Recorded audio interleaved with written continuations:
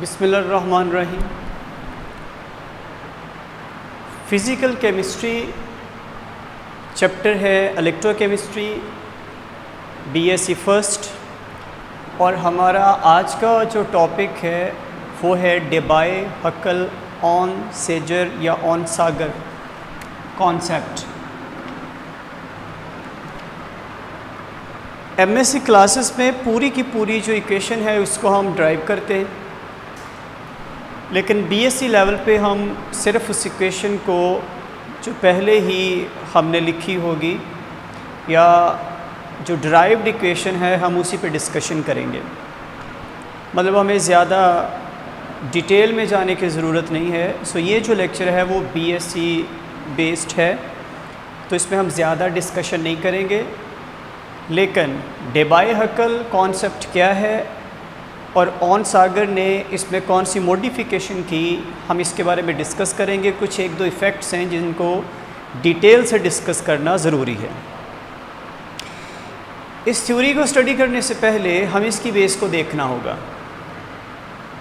जिस वक्त हम इलेक्ट्रोलाइट की इक्विवेलेंट कंडक्टेंस की बात करते हैं तो हम बहुत अच्छे से जानते हैं, जब हम वीक इलेक्ट्रोलाइट की बात करेंगे तो जैसे जैसे आप उसको डाइल्यूट करते चले जाएंगे उसकी इक्विवेलेंट कंडक्टेंस में इजाफा होगा। मेरे पिछले लेक्चर्स में इसको मैंने डिटेल से डिस्कस किया है। सो जैसे जैसे आप डाइल्यूट करते जाएंगे सॉल्यूशन को, तो उस वीक इलेक्ट्रोलाइट की जो इक्विवेलेंट कंडक्टेंस है उसमें इजाफा होगा। उसकी वजह क्या है? वजह है डाइल्यूशन के होते हुए मज़ीद आयंस का प्रोड्यूस होना, ज़्यादा से ज़्यादा डिसोसिएट होना वीक इलेक्ट्रोलाइट का। Ultimately with increasing dilution dissociation increases, ज़्यादा आयंस बनेंगे तो ज़्यादा इक्विवेलेंट कंडक्टेंस होगी। लेकिन ये वीक इलेक्ट्रोलाइट्स की हद तक तो कदरे आसान चीज़ है समझना, लेकिन जो स्ट्रॉन्ग इलेक्ट्रोलाइट्स हैं वो तो कम्प्लीटली डिसोसिएट हो जाते हैं। वो तो हम थोड़ा सा डिल्यूट करेंगे तो थोड़ी सी concentration at a definite amount of concentration, वो थोड़े से सॉल्यूशन के अंदर ही या सॉल्वेंट के अंदर ही वो कम्प्लीटली डिसोसिएट हो जाएंगे। और स्ट्रॉन्ग इलेक्ट्रोलाइट्स के लिए भी हम यही असूल अपनाते हैं कि जैसे जैसे हम कंसंट्रेशन में या उसकी डाइल्यूशन में इजाफा करेंगे तो उसकी इक्विवेलेंट कंडक्टेंस में इजाफा होगा। तो जब हम डिसोसिएशन फैक्टर को नहीं देख सकते, तो जब स्ट्रॉन्ग इलेक्ट्रोलाइट का रिलेशनशिप चेक करना होगा कि डाइल्यूशन पे उसकी इक्विवेलेंट कंडक्टेंस क्यों बढ़ती है, हमें कुछ एक दो फैक्टर्स हैं जिनको डिस्कस करना होगा फॉर स्ट्रॉन्ग इलेक्ट्रोलाइट्स। ऐसे में जो दो फैक्टर्स हैं बहुत ज़्यादा इम्पॉर्टेंट हैं। फिर एक तीसरा फैक्टर होगा। इन्हीं तीन फैक्टर्स को बेस बनाते हुए डेबाय और हकल नामी साइंटिस्ट ने ये थ्योरी पेश की फॉर स्ट्रॉन्ग इलेक्ट्रोलाइट्स। तो मैं पहले इफ़ेक्ट की बात करता हूँ, वो है रिलैक्सेशन इफ़ेक्ट और एसिमेट्रिक इफ़ेक्ट। अब रिलैक्सेशन इफ़ेक्ट या एसिमेट्रिक इफ़ेक्ट में मुझे दो तीन टर्म्स होंगी जो आपको बताना होंगी। आयोनिक एटमॉस्फेयर क्या होता है, टाइम लैग और टाइम रिलैक्सेशन क्या है, और एसिमेट्रिक इफ़ेक्ट क्या है। इस इफ़ेक्ट को समझने के लिए आप ये बात याद रखें, आप जैसे ही इलेक्ट्रोलाइट को सॉल्यूशन के अंदर डालेंगे, यानी सॉल्वेंट के अंदर डाल के एक सॉल्यूशन बनाएंगे, इलेक्ट्रोलाइट जब डिसोसिएट होते हैं तो दो तरह के आयंस देगा। One will be the positive charge, second is the negative charges. अब जो पॉजिटिव चार्जेस हैं उनके इर्द गिर्द नेगेटिव चार्जेस सिमेट्रिकली उसको सराउंड कर लेते हैं। बिल्कुल ऐसे ही नेगेटिव चार्जेस को पॉजिटिव चार्जेस जो हैं वो सराउंड कर लेंगे। और मैं यहाँ पे सिर्फ एक ही चार्ज की एग्जांपल दे रहा हूँ कि पॉजिटिव और सराउंडेड बाय नेगेटिव। ऐसा नहीं होता कि नेगेटिव को पॉजिटिव सराउंड नहीं करते हैं, लेकिन सिर्फ फैक्टर समझाने के लिए मैं आपको सिर्फ ये पॉजिटिव की ही एग्जांपल देने जा रहा हूँ। सो जब तक आपने कनेक्ट नहीं किया किसी इलेक्ट्रिसिटी सोर्स के साथ, उस वक्त जो सोल्यूशन होगा उसमें तमाम के तमाम पॉजिटिव आयंस को नेगेटिव आयंस ने सिमेट्रिकली घेर रखा होगा इस तरह। सो इस तरह की आप याद रखें, ये जो अट्रैक्शन है उसको हर आयन की तरफ से एक जैसी मिल रही है पॉजिटिव आयन को। अल्टीमेटली ये जो पॉजिटिव आयन नेगेटिव में सराउंडेड है, हर तरफ से एक जैसा असर महसूस कर रहा है। सो उसका जो पूरा का पूरा एरिया है, जो साइड है, नेगेटिव चार्जेस सिमेट्रिकली उसको सराउंड किए हुए हैं। इस तरह एक चार्ज को अपोजिट चार्जेस की मदद से सराउंड करना, इसको हम बोलते हैं आयोनिक एटमॉस्फेयर। यानी हर पॉजिटिव आयन का एक आयोनिक एटमॉस्फेयर होता है, इसी तरह हर नेगेटिव आयन का एक आयोनिक एटमॉस्फेयर होता है। और ये आयोनिक एटमॉस्फेयर बनाते कौन से हैं? सेंट्रल आयन के इर्द गिर्द सराउंड हुए इसके अपोजिट चार्ज वाले आयन्स, मतलब पॉजिटिव को नेगेटिव सराउंड करेंगे और नेगेटिव को पॉजिटिव सराउंड करेंगे। तो ये आपको एक सिमेट्रिक जो सेटअप नज़र आ रहा है। जैसे ही हमने उस सॉल्यूशन को किसी इलेक्ट्रिक सोर्स के साथ कनेक्ट किया, अल्टीमेटली दो किस्म के टर्मिनल्स या इलेक्ट्रोड्स जो हैं वो तश्कील पाएंगे। One will be the positive charge, positively charge anode, second will be negatively charge cathode. अब जैसे ही ये दो डिफरेंट आपको फील्ड के जो इलेक्ट्रोड्स नज़र आएंगे, नेगेटिव और पॉजिटिव, अल्टीमेटली इनमें एक चार्ज क्रिएट होते ही ये जो पॉजिटिव चार्ज है एकदम से नेगेटिव की तरफ चढ़ दौड़ेगा, ये नेगेटिव की तरफ फ्लो करेगा। जब नेगेटिव की तरफ फ्लो करेगा तो ये जो बाकी इसका आयोनिक एटमॉस्फेयर था ये भी इसके साथ थोड़ी दूर तक जाएगा, उसका पीछा करेगा। यहाँ पे जब आयोनिक एटमॉस्फेयर एक्सप्लेन हो गया तो अब मैं टाइम लैग और टाइम रिलैक्सेशन को एक्सप्लेन करता हूँ, इसी से हमारा ये जो फैक्टर है वो भी क्लियर होगा।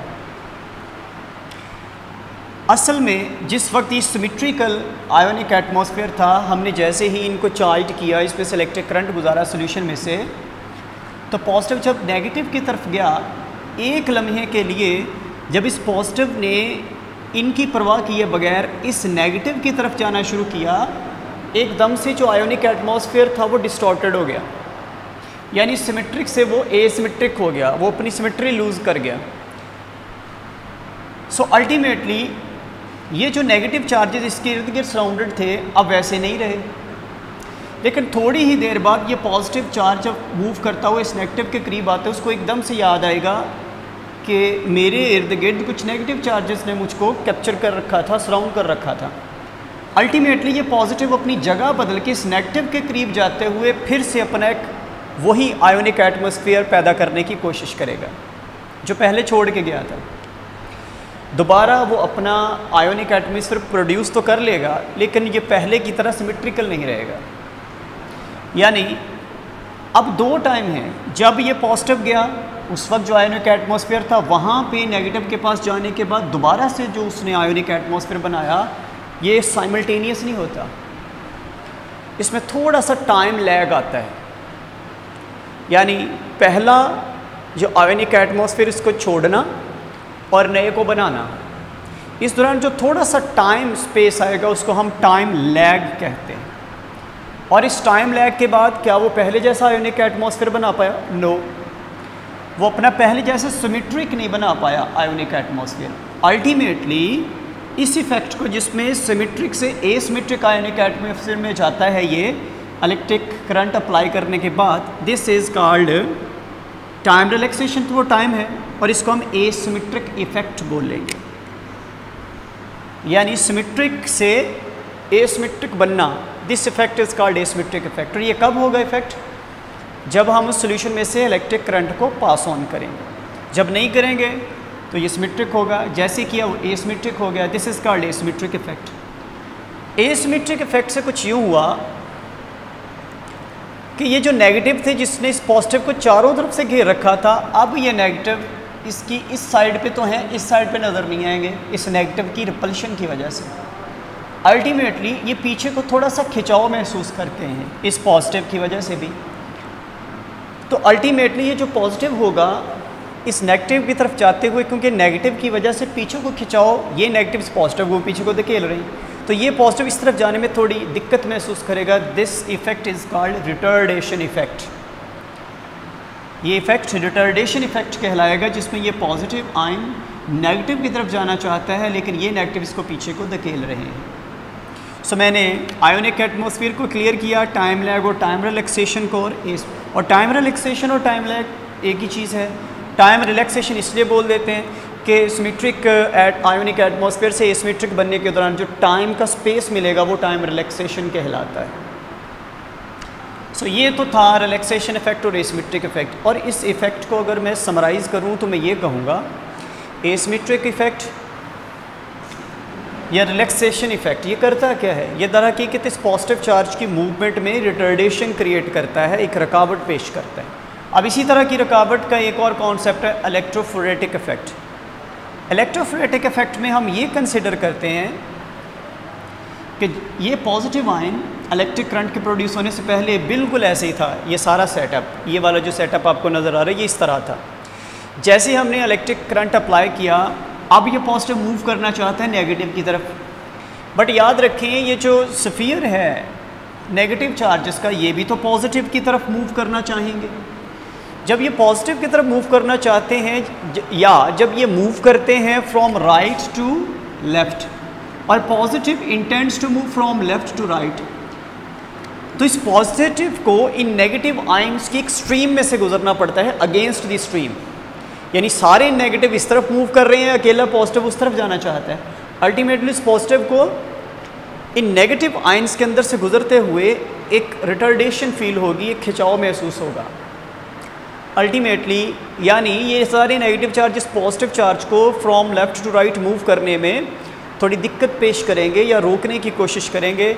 सो अगेंस्ट दी स्ट्रीम चलना हमेशा मुश्किल होता है, इसलिए ये पॉजिटिव आयन एक रिटार्डेशन फील करेगा। This retardation effect is called electrophoretic effect. असर वही है जो हमने एसिमेट्रिक इफेक्ट में देखा, यानी to feel a retardation for moving towards its corresponding electrode.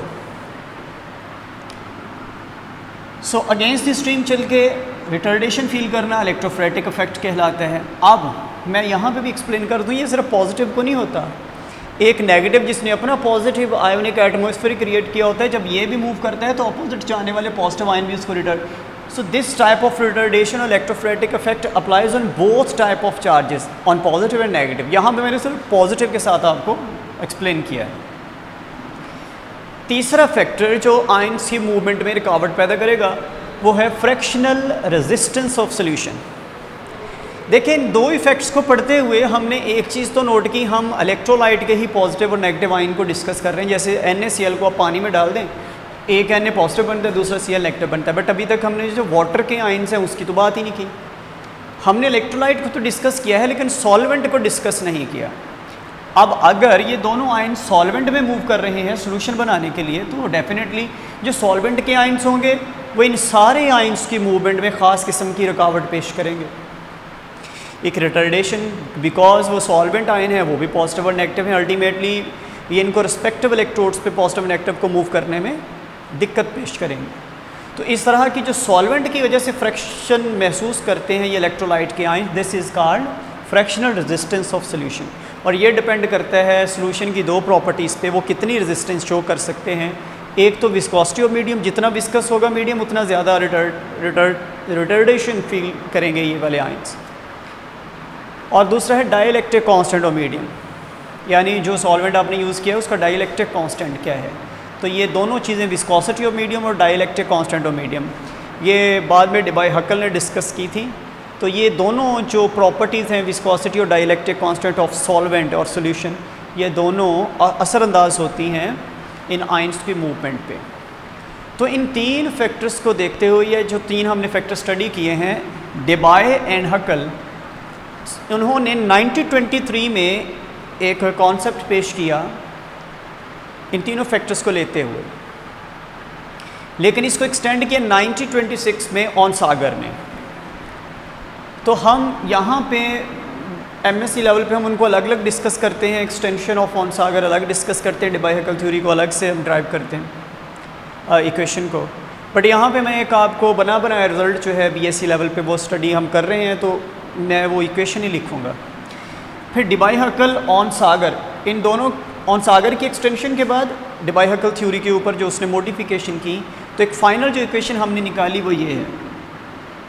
और ये जो इक्वेशन है वो यूनिवेलेंट इलेक्ट्रोलाइट्स के लिए, यूनिवेलेंट कैसे होते हैं, जैसे NaCl यानी सोडियम पे पॉजिटिव 1 चार्ज है, क्लोरीन पे नेगेटिव 1 चार्ज है, क्लोराइड पे KCl है। इस तरह के यूनिवेलेंट जो आयन्स हैं ऐसे इलेक्ट्रोलाइट्स के लिए ये इक्वेशन ड्राइव की गई, Debye Huckel Onsager equation. Lambda is equal to lambda naught -82.4 over D T raise पर 1/2 ईटा प्लस 8.20 10 रेज पर 5 ओवर डी टी रेज पर 3/2 eta lambda naught into the root of C. यहाँ पे मैं आपको बताता चलूँ, ये जो लेमडा है it shows the equivalent conductance at any given concentration. Lambda not is electrovalent conductance at infinite dilution. Infinite dilution पे जो हमारी equivalent conductance at any given concentration, equivalent conductance at infinite dilution. D is the dielectric constant of the solution, T is the temperature, eta is the viscosity of the solution, and C is the concentration of the solution in mole per dm cube। यहाँ पे याद रखें given temperature पे किसी भी solution के लिए dielectric constant, temperature भी मैंने बोला given temperature means temperature is kept constant, और ईटा यानी विस्कोसिटी, ये दोनों चीज़ें कांस्टेंट होती हैं। At given temperature, eta and D are constant for a solution. Ultimately, given temperature पे ये पूरा फैक्टर एक कांस्टेंट बन जाएगा, और इस कांस्टेंट को मैं A से मेंशन कर रहा हूँ, और ये भी कांस्टेंट कहलाएगा, इसको मैं B से मेंशन कर रहा हूँ। So lambda is equal to lambda not minus A plus B lambda not into the root of C। ये हमारे पास एक स्ट्रेट लाइन इक्वेशन बन गई जो हम स्टडी करते हैं। Y is equal to mx plus C, this is m, this is x। आप इसको यहाँ पे यूं लिख सकते हैं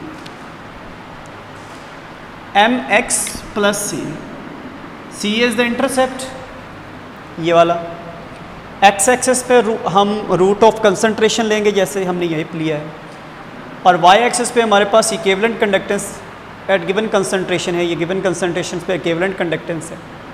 और ये जो पूरा फैक्टर है यहाँ से लेके यहाँ तक ये स्लोप ऑफ लाइन है, ये स्ट्रेट लाइन इक्वेशन जिसमें ये सारी स्लोप है a plus B lambda not, ये सारी की सारी स्लोप को मेंशन कर रहे हैं ये वाले,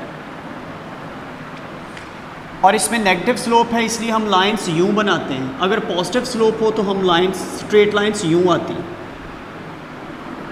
यहाँ पे हम देख रहे हैं एक्स एक्सिस पे कंसंट्रेशन है, रूट ऑफ कंसंट्रेशन, और वाई एक्सिस पे हमारे पास इक्विवेलेंट कंडक्टेंस है। ये हमारे पास कुछ स्ट्रॉन्ग इलेक्ट्रोलाइट्स हैं, जब अब इनके लिए ड्रॉ करते हैं तो ये लाइंस ड्रॉ की जाती हैं, स्ट्रेट लाइंस हैं। तो ये ग्राफिकल एक्सप्लेनेशन फॉर डेबाय-हकल-ऑन-सागर इक्वेशन की ये ग्राफिकल एक्सप्लेनेशन है जिसमें एक्स एक्सिस पे कंसंट्रेशन, रूट ऑफ कंसंट्रेशन, और वाई एक्सिस पे हम इक्विवेलेंट कंडक्टेंस की बात करते हैं, और ये साबित करती हैं स्ट्रेट लाइन इस इक्वेशन को, that is the equation of a straight line.